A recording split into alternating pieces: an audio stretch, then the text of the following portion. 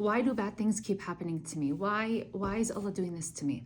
Let's talk about a story of why bad things could happen. One of the greatest stories I've ever heard, and especially now as a mom, it hits even harder. The Pharaoh's daughter had a maid. So the maid was brushing the Pharaoh's daughter's hair. And as she's brushing her hair, it fell to the floor. She goes to pick it up and she says, Bismillah. Pharaoh's daughter kind of looks at her and she said, which God are you talking about? Are you talking about my dad? She said, no, Allah, who is my God, your God, and your dad's God. The Pharaoh's daughter was furious. So she went to her dad and she told her.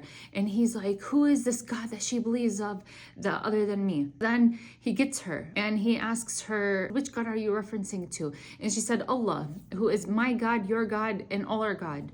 He started whipping her with chains. Every time he would torture her, he would ask her again, and she would keep saying, my God, who is my God and your God. Of course, the torture kept going on. He then goes and gets her 5 kids. So she had 5 kids. The youngest was still an infant. He was still breastfeeding. They get this huge container that had boiling oil in it. They pour the boiling oil into this big, huge container or pot.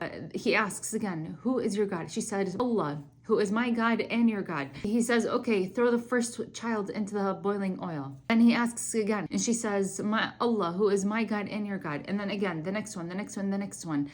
The 4 boys had already been thrown in. Now it's time for the infant. She gets a little bit weak because, it's a baby. So then he says, who is your Lord? And she was a little bit hesitant looking at her child. By Allah's miracle, Allah gave the infant an ability to speak. And he said, La ya ummi, usburi, inti ala haqq. Oh, my mother, you are on the truth. So be patient. She answers and she says, Allah is my God and your God. And he throws the baby. And then she starts to cry. And the Pharaoh starts yelling at her, why are you crying? And she says, can you please, whatever is remained of us, bury us together so we can be resurrected together, so we can enter Jannah together. And alhamdulillah, they entered, of course, Jannah. She knew that this world means nothing. And subhanAllah, I always look at these people and, Bilad al-Sham in general, and I look at what they're going through. And I know for me, on the outside, I have 2 different thoughts. One is, oh my God, la hawla wa la quwwata illa billah, like why is this happening?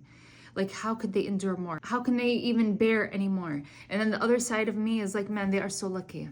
They are so lucky because this dunya means nothing. And these people, what they're going through, like automatically, I'm looking at the people of paradise. And I don't know if they're going, obviously Allahu A'lam, but we know that these types of people, they go to Jannah. We know that this type of struggle, they go to Jannah. So a part of me is like, of course, like I'm heartbroken for like the orphans and the injured, the ones that go, the one that leave us and they're on the other side. I'm happy for them. I'm happy for them because I know that this dunya is nothing. I think this may confuse somebody, and someone might think, why would you be jealous of somebody who's going through that instead of being jealous of somebody that's like, I don't know, Kylie Jenner, who is like a billionaire and has all the riches? Because I know those riches in this dunya mean nothing, and it's literally only a blink of an eye, and she's gonna forget about it on the day of judgment.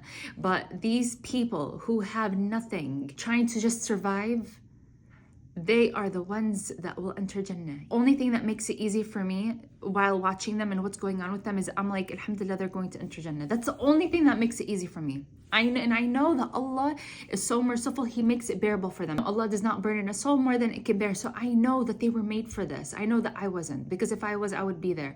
And I can't tell you how much I dream and I cry about being on the front lines. I wish what I would do to be in their position. And I know it wouldn't be easy. I know it wouldn't be easy. A lot of people are always wondering, like, why me? Why is this happening to me? But why? I don't know why people ask that question when some of the best people in the world go through the hardest troubles and tribulations to ever exist. So why would you think that you're not going to be tested? You think that your heartbreak is so hard. Maybe this heartbreak that you're going through is going to be a house for you in Jannah. You know what?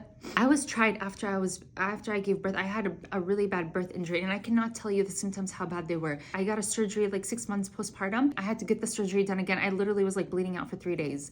I felt like I was dying.